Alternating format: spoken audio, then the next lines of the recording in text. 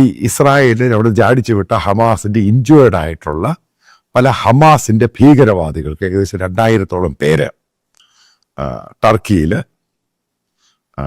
ട്രീറ്റ്മെന്റിലുമാണ്. അവരുടെ ആശുപത്രിയിൽ പ്രത്യേകം ഒരുക്കിയ സംവിധാനത്തിൽ ട്രീറ്റ്മെന്റിലാണ്.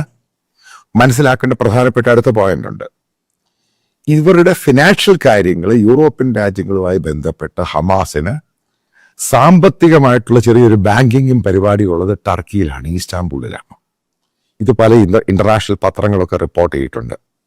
കാരണം അവരുടെ വരുമാന സ്രോതസ് എന്ന് പറയുന്നത് അവിടെ പണം ഉണ്ടാക്കും, അതിൽ നിന്നും പല വെപ്പൺസ്, ഈ ഫ്രീ ആയിട്ടൊന്നും ആൾക്കാരിങ്ങനെ വെപ്പൺസ് ഫ്രീ ആയിട്ട് പൂർണ്ണമായിട്ട് കൊടുക്കത്തില്ല, ഇത്ര മണി പണം കൊടുത്തിരിക്കണം.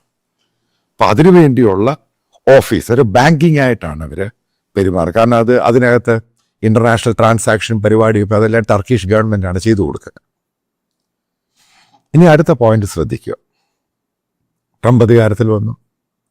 സ്റ്റീഫൻ വിറ്റ്കോഫിനെ അമേരിക്കയുടെ സ്പെഷ്യൽ എൻവോയി ആയിട്ട് UAE നിയമിക്കുന്നു. എഗ്രീഡ്. അതിനുശേഷം നിങ്ങൾ ശ്രദ്ധിക്കേണ്ട പോയിന്റ് ഉണ്ട്. ഇദ്ദേഹത്തിന്റെ ഓഫീസ് എന്ന് പറയുന്നത് സ്റ്റീഫൻ വിറ്റ്കോഫ് ഏറ്റവും കൂടുതൽ മിഡിൽ ഈസ്റ്റ് ഏഷ്യ പോകുമ്പോൾ അബുദാബിയിലാണ് അദ്ദേഹം താമസിക്കുന്നത്. കാരണം അമേരിക്കൻ ഡിപ്ലോമാറ്റ്സും എംബസിയും ഒക്കെ അവിടെ വളരെ ആക്റ്റീവ് ബേസ് ആണ് അവരുടെ.